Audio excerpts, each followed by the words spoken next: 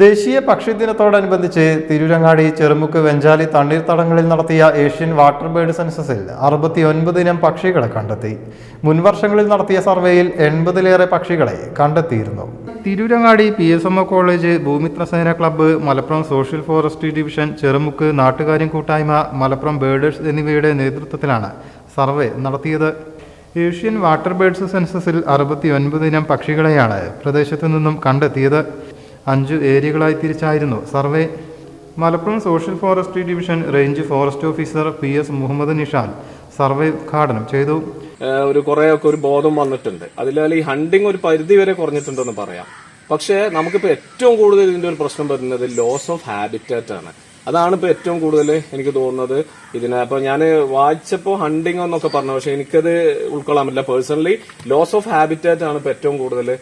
ചെറുമുക്ക് നാട്ടുകാര്യം കൂട്ടായ്മ സെക്രട്ടറി മുസ്തഫ ചെറുമുക്ക് സ്വാഗതം പറഞ്ഞു. പ്രസിഡന്റ് VP ഖാദർ ഹാജി അധ്യക്ഷനായി. കാമ്പ്ര ഹനീഫ ഹാജി, KV ലത്തീഫ്, PT അനസ് എന്നിവർ സംസാരിച്ചു. PSMO college Bhoomithrasena club faculty in-charge Kabeer Ali survey അംഗങ്ങൾക്ക് നിർദ്ദേശങ്ങൾ നൽകി. പക്ഷി നിരീക്ഷകരായ നബീൽ പരപ്പനങ്ങാടി, സ്വരൂപ്, ഷമീം, അഫ്നിദ, ഫൈസൽ തുടങ്ങിയവർ സർവേക്ക് നേതൃത്വം നൽകി. തുടർച്ചയായ 3-ാം വർഷമാണ് സർവേ നടക്കുന്നത്. മുൻവർഷങ്ങളിലെ സർവേകളെ അപേക്ഷിച്ച് പക്ഷികളുടെ വൈവിധ്യത്തിൽ കുറവ് കണ്ടെത്തിയിട്ടുണ്ട്. അതേസമയം കേരളത്തിൽ അപൂർവമായി കാണപ്പെടുന്ന ചാരത്തലയൻ തിത്തിരി പക്ഷിയെ ചെറുമുക്ക് ആമ്പൽപ്പാടത്ത് കണ്ടെത്തുകയും ചെയ്തു. News bureau, Chemmad.